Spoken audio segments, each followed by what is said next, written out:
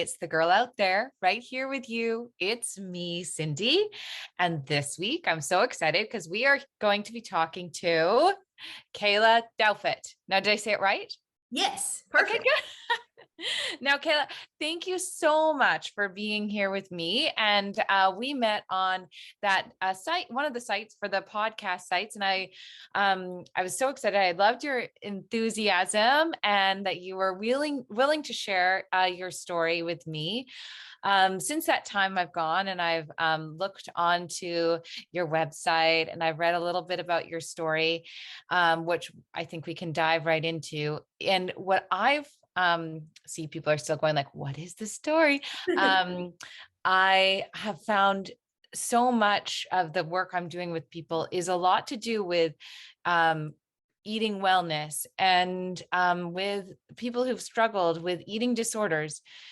And although I've never had anorexia, I've never struggled that way, I truly believe that every single human in some way or another, at some point in our lives, have had some sort of struggle with food, whether it's controlling it too much or believing they had to eat really healthy. Like there's something about food for us as humans that it just seems to be. So I was very excited that you were open to share your story so that we can hear, just an honest human and how you've come to where you are now. So where are you? Kentucky. My accent does not lie. Okay, I love it. And so do you want, let's dive in wherever you want to start from I think you talked about when you were 15, I think, right? Mm-hmm. Yeah. And I would say, honestly, that was when my first diet started, but like you said, believing someone has that, I had that body image, low self-esteem prior to actually dieting, even before that.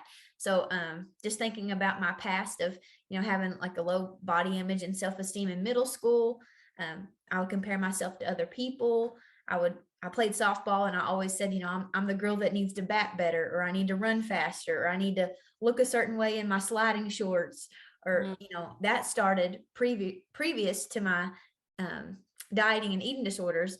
And then even thinking when I was, comparing myself as a kid to my cousins and thinking that I needed to look like them and I needed to eat what she was eating because she was smaller than me. And the mindset was always struggling for a while before I was 15.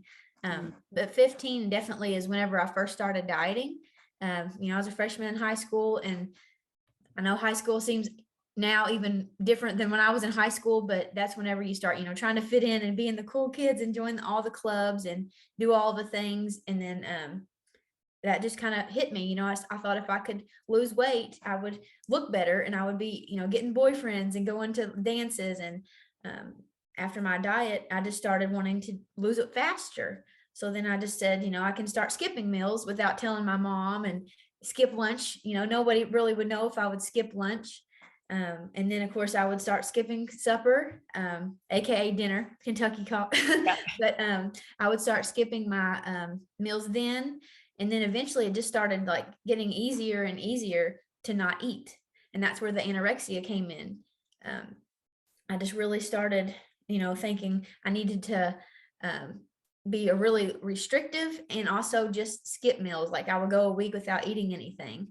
I would drink water or Diet Coke to like fill me up, but I wouldn't eat anything. And then on the flip side, I would also binge eat. So then I would eat everything because I wasn't eating. So it was like a cycle for 10 years for me. So in that time, when you would not eat for a week, and you're saying your mom wouldn't notice, would there be things that you would start to do? Like, did you realize that anorexia might be it? Or in your mind, had you created stories that this was something else, that you were just doing this, for a short period of time? I think it started like gradually. I think I didn't know it was going to get to where it got. So I thought it was going to be like short term to like lose the weight. But then it started going into like telling myself, oh, I can do this longer. If I just do it a little bit longer, I'll lose even more weight. If I do it just a little bit more, it started really messing with my head. Like day to day. Like they say disoriented thinking. I get hangry now, but my stomach, I always use the analogy. It's like my stomach shrank just as much as my brain back then, because I don't know, it was just like a whole mindset thing. I just kept telling myself it would get easier by skipping meals, but then I didn't know it was anorexia, really, not for Right. a while. Mhm. And I'm sorry, you're fine if I'm asking these. Yes, So yes. you would, in that time, because what I've heard now from lots of people is that they are anorexic and they binge eat at the same time. Mhm. So is that what you would be doing? Yeah, usually it would be 3 or 4 days of just not eating, and then at nighttime is when my binge eating would happen, when everybody was asleep or away. Just because I would hide it, I would try to hide everything, and I would just sit there and just eat a whole. I remember there was an almond butter with flaxseed, and I ate almost that whole jar just at one time, and my stomach hurt, but I just kept eating, and I just couldn't stop because I was just from not eating, malnourished, all the things, but I just kept eating it and I didn't pay any attention. I didn't know what, I started sweating, um, all that stuff that just kind of came with binging, and mostly on sweets too, not just almond butter, but usually carbohydrates and sugar, because that's what I didn't eat when I was anorexic. I cut those out. Wow. And so, and how are you feeling emotionally at that time? Angry, not happy, not Yeah. like really introverted. Like I seemed on the outside, I would seem okay to my family because I would, of course, like I said earlier, lie about everything, how I was feeling. But on Mhm. the inside, I was always trying to control everything and just really angry Mhm. and depressed and fearful. And I don't even know, it's like this, uh, not the girl that I am right now. Like I wasn't happy go lucky Kayla for Right. anybody. And I wasn't really present with people. And so, yeah, I can only imagine. And so what'll happen, like that lasting for 10 years feels like 100 years to me. Like I can only imagine that cycle going on and on and on. Mhm. So what was the breaking point for you? Panic attacks. So that's kind of what triggered it. But at the time, I didn't know what they were.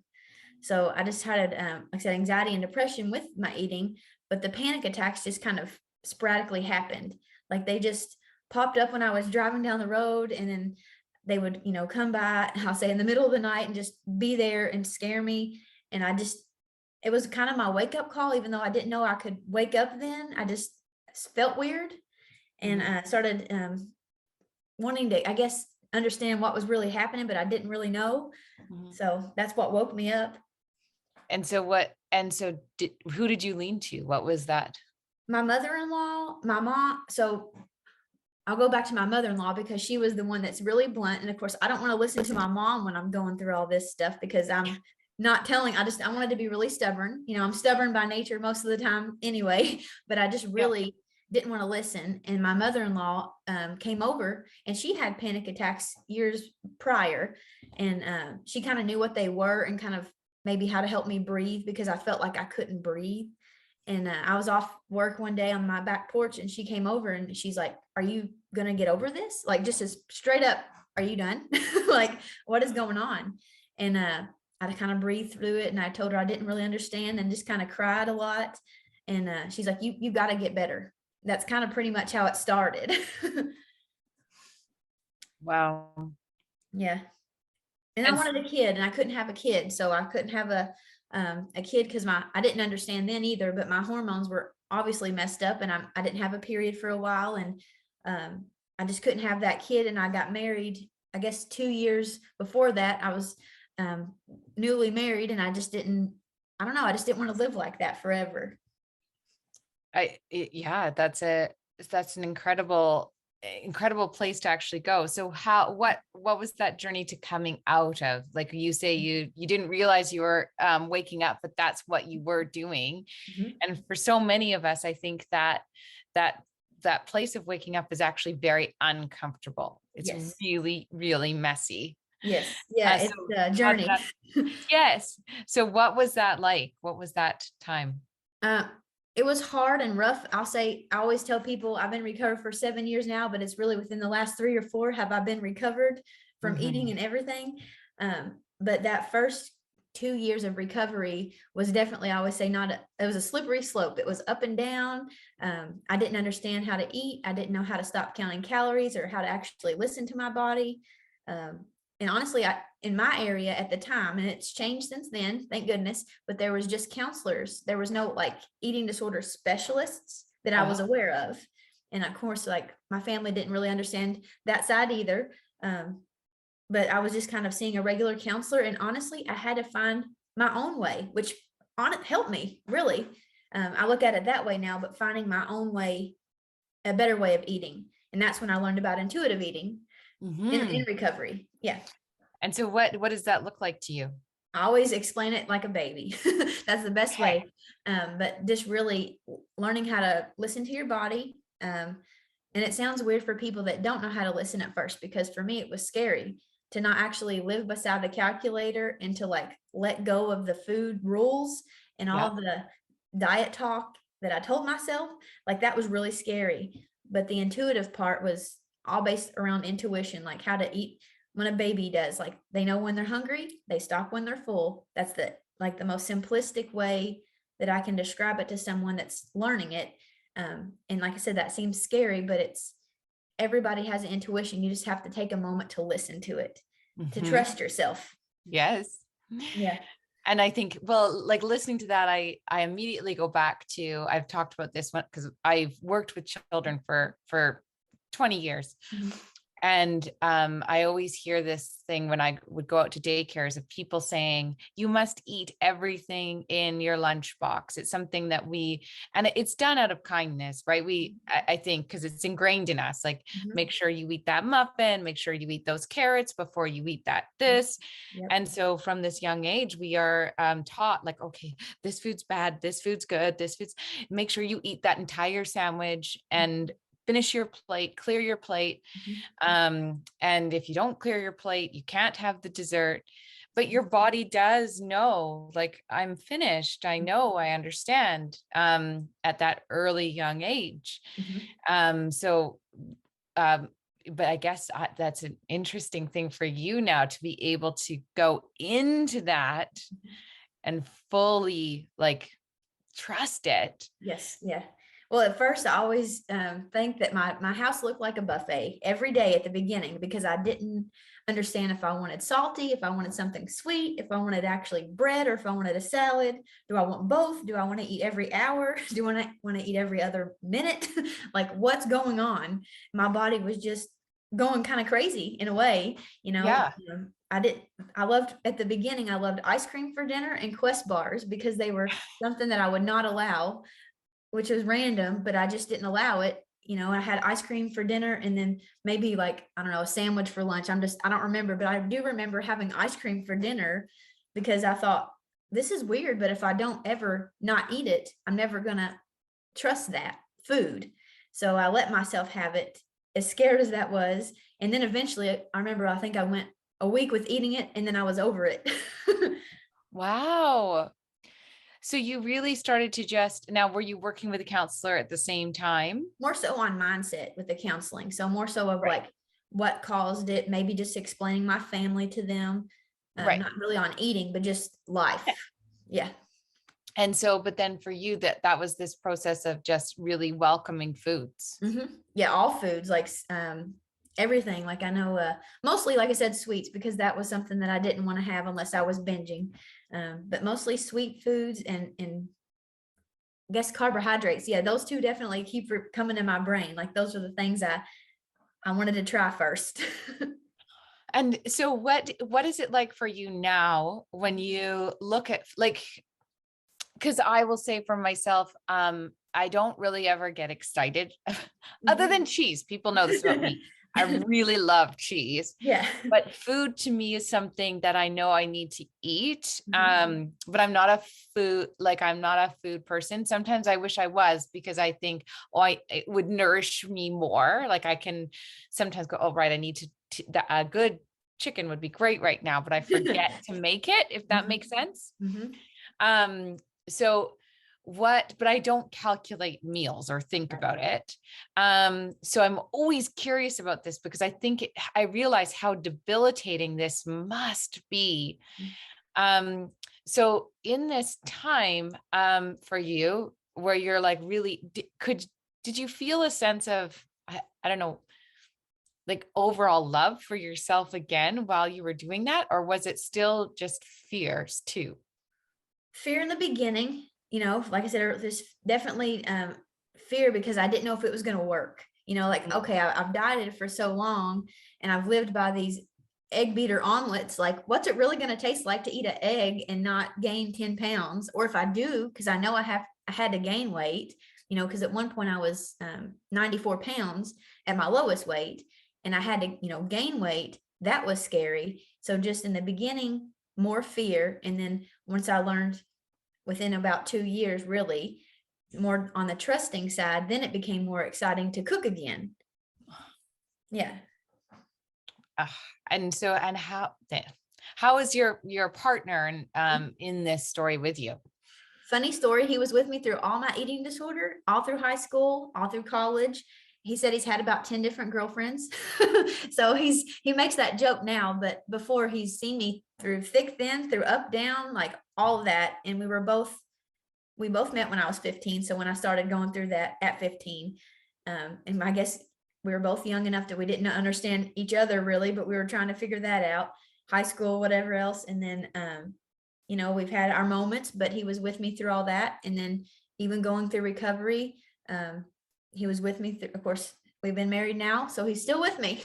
He was really supportive. Yeah. Because I can only imagine the fear for watching somebody else that you love, right? Yeah. And knowing that they basically have to do this, not them. Right. Oh, right? yeah. He didn't understand. I remember telling him or asking him, how do you know when you're full? Like that was one of my first questions. Like, how do I even understand when my body's done? Like, how do I even feel that? Does it feel like Thanksgiving or does it feel like, what does it feel like? I didn't know. Yeah. So, wow. Yeah. Yeah, I just didn't understand what that moment really, I was so disconnected from everything. I just didn't know what that meant. So that's an wow.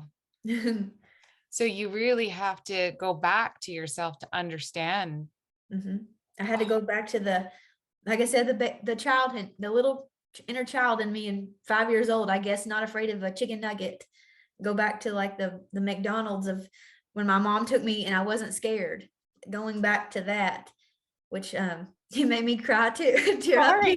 Yeah, I had to go back to that. Yeah, that is something. My goodness. Wow. That is a very brave journey. Thank you. So No, that's good. sorry. I feel that too. You do realize somebody's story when you hear that. So what is it that you are working on now? Being the anti-diet advocate. That's what I call myself now. Before it was like intuitive eating. It was like, no, I need something a little bit more like do it. So the anti-diet advocate, body image transformer. That's what I call myself. Yes. Yes. And with children, right? So yes. Or are you working with their parents to support them? Mostly with parents, but I still do with children and teens because I try to do a lot with schools and other places, but like going into schools to raise awareness is where I'm at right now and other things. But like just specifically, I know there's like a disconnect when it comes to the child getting to the parent. But then when it comes to the parent, they don't understand. Like with my mom, she didn't understand. So getting them to see the signs before it even maybe turns into an eating disorder. It doesn't have to be the eating disorder. It could be something as simple as they just start showing that they look a certain way. They want to look like their friend, get there before it gets bad or before it gets into that. And what are some of those signs that the parents can look for? Really just for me, it wasn't not eating with my parents. So we were always eating at the dinner table and just being able to tell my mom, I'm not hungry. Or on the other side, when I was hungry, we had our little George Foreman and I would make my grilled chicken and steamed veggies and she would make like meatloaf and I wouldn't touch it. Just the being picky, showing signs of being more picky. And then just, maybe when it goes into social media now, that's a huge thing that it existed some when I was younger. I know I'm not that old right now, but it wasn't as big as it is now. But doing like the whole, comparing yourself to people on social media, things like that. Those are the top ones that I would start looking out for. Right. Okay. And so really, and then seeing your child start to sort of disengage during meal times where they Yes. used to maybe find joy at meal times or in food. What Yes. ages are you seeing it at? Middle school up through high school, and of course even through college, but definitely I would start with middle school and even fourth and fifth grade, because it's getting younger and younger and younger. So fourth, fifth, and up. And are you seeing it in boys? A mix, yes, yeah, definitely more so. I think that they just don't want to talk about it, like not as much, because they feel shame. Like both of them, girls and boys feel shame, but maybe the boys want to be more tough and they just want to be like their guy friends, and they don't, want to share everything because it makes them feel weak or vulnerable. Like nobody wants to be super vulnerable sometimes. So yeah, it's definitely there. Yeah.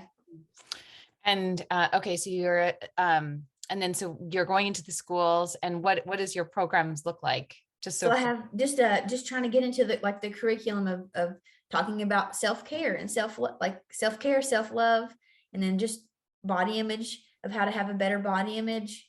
That's for the schools. And then the signs of eating disorders, or how to prevent an eating disorder. And then of course for the parents, it's more of communication, how to communicate, how to have resources, what resources are out there that they can use. It's more I'll say the 411 with the parents, like the realistic, here's what you need to do, and here's how you can help, and here's how you can even communicate with your child in a good way without making them feel to back away. Like sometimes, like if I didn't want to say my mom is on my brain right now. So she's yes. my parents, but my mom was always with me. And because I didn't openly talk to her or communicate with her, maybe sometimes, but not the full truth, she didn't know how or what was happening. And yes, I lost weight, and yes, she was scared, but she really didn't know what to do. She didn't have trouble with eating. All her life, she's never struggled. So why did she see her daughter do that? She didn't know. Right. Yeah, I think those are such eye-opening things. Hearing it, seeing it, when it's not your story, it can be so close to you and you can just not even be aware of it, right? Yes. Yeah. And then to have those things now in your area now, are you seeing that more things are opening? I don't know what it's like in Kentucky compared to here. Well, it's more now than when I was going through mine. So that's a definite plus. I still think that there needs to be more. Maybe it's because I'm from Kentucky, but I think we need more awareness. I joined the Kentucky Eating Disorder Council in 2020, and that's something it started in 2020, not the best year to start, Yeah. but that's when it started. But I joined that just to be around people that are, trying to raise awareness and meet people and collaborate and do workshops and stuff. But really, I think that they're in the schools. That's kind of why I want to start there. Is it's never enough in the curriculum. Like you may learn something in psychology class for a couple of class periods, but then you're done and you don't remember it. So my goal is to just continue that awareness and continue that presence, just so, students understand it's not just, oh, I took that and I had to take a test and I'm over it. I'm done. I don't have to learn it anymore. I want them to actually realize like it's serious. Yes. Yeah. Yeah. I think that's, what I keep thinking about is, at least in this area right now, what I'm hearing is a lot of girls feel the pressure, and boys, maybe, I don't know too much about it, it's where they'll say, so-and-so is an anorexic, and I know that they have this eating disorder or something. They'll tell me that this is happening in their schools. And it's almost, not almost cool, like to have this eating disorder or something like, and so then there's this pressure for them, well, obviously on the social media, to look very thin, to look very, I couldn't even imagine being a teen right now with what they have to go through. But knowing that they are outwardly sharing with each other that they binge eat, or that like it's, I mean, I don't know if that's good or bad, but they basically discuss it like, oh, I'm just not going to eat for a week. Mhm. Well, my mom is a lunch lady, and it breaks my heart. Not that she's a lunch lady, but she tells me like, Kayla, there's some girls that just don't come through the lunch line and they don't have a tray. And I'm like, well, I would have been that girl once. Like I would have been that girl that didn't go and pick up my chocolate milk. Like I would have not picked that up because I was scared. But to know that they still do that, it breaks my heart because I know it's real. But they think, oh, just not eating lunch will just, like I thought, maybe I'll lose weight. Maybe you don't like the school lunch, but maybe you can bring your lunch. I don't know. But they just skipping that, Yeah. just hearing my mom say that when she's cooking lunch in the lunchroom. So yeah. Yeah, it's a really, there's so much more deep rooted to it, right? But I think, listening to how it goes right back to daycare days and how we communicate with our children and what we say is so important. But then I keep thinking about every time you talk, it's just that 411. I like that information. The more information, the better. Yeah, just really I say, catch it before it starts, or if it does start, just to know that it's possible to recover, because that doesn't seem like it when you're in that moment. Like just to know that it can actually exist for you. That's another thing is, I'll say I've been the girl that's been there, done that. I know I don't have the same story as everybody, but there's some similarities in there. If I can relate to somebody somehow, just to show you that recovery can happen and what that looks like. It looks different for everybody, but to know that you can live a normal life and be happy with your body, but also know that you have someone that's just really that you can recover. Yeah, that's huge. So I always ask people, just watching time, what would be one piece of advice for a parent and one piece of advice for a young person if they were just, in the sort of, they hadn't sought help, or they were right at the beginning, if you could send out to those two different groups? That's a good question. So for the parents, I would say, don't wait. If you see those signs that we kind of talked a little bit about earlier, don't think that it's just she's going to get over it or he's going to get over that. It's just a phase. Oh, they're just doing it because their friends do. It may not be, it may be something that can be a phase for a minute, but then turn into, later on something worse. So early is better. Like I said, about the whole prevention thing, but definitely don't wait.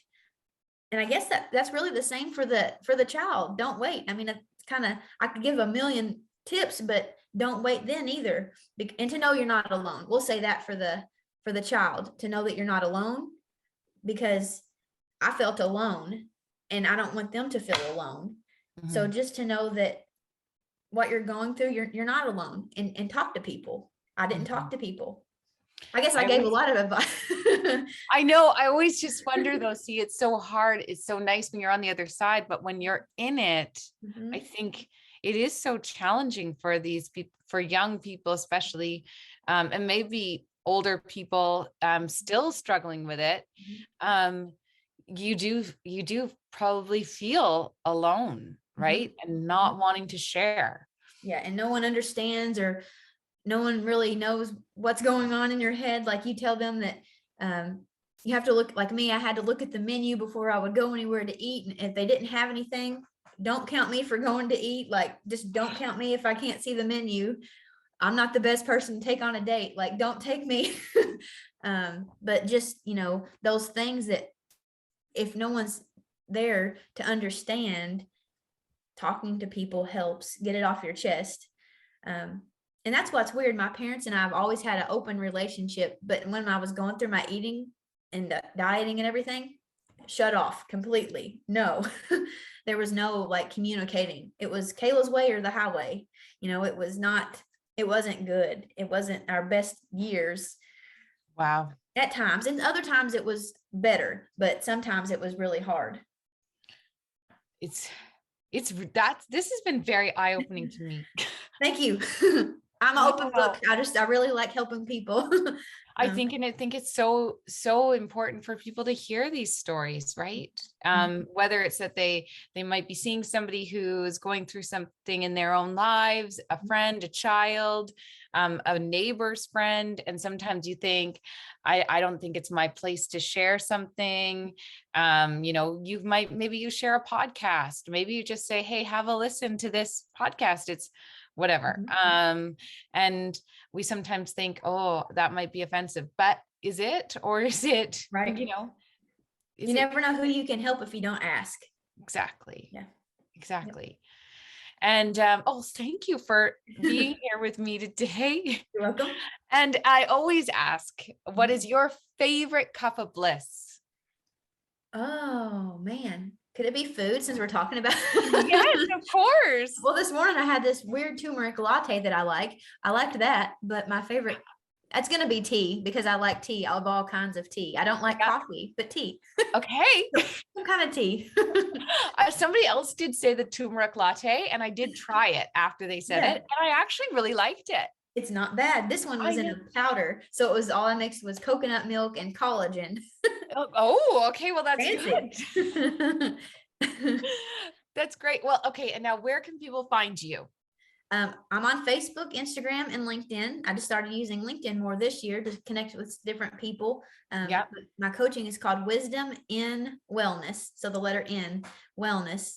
On Instagram, it's Wisdom and Wellness KY. On LinkedIn, it's my name, Kayla Douthitt. And then Facebook is Wisdom in Wellness. Oh, well, thank you so much. And thank you. It was lovely chatting with you. And I apologize that I welled up halfway through. No, that's fine. I felt that. So that's fine.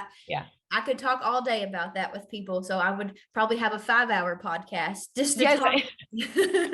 I know. Yes. No, this is great. And I'm looking forward to this airing and people hearing this, and they can listen to you on your podcast. Now, on your podcast, what is it? Is it a week or monthly information about wellness, or?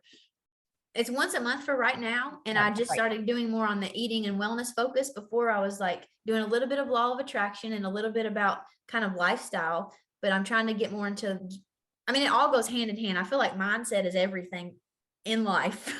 I've realized that for everything, but I think it's going to be more like this year. I've done more of the whole eating. That's called What's Eating You. So I guess I need to stick with some eating in there. I love that. Yeah. So it's going to be eating focused more so, and maybe a little bit with like mental health in general. Fantastic. Yeah. Oh, that's so great. Well, thank you so much. Thank you for being here. And it was so lovely to meet you. Yes, you too. Thank you. Yes. Okay, great.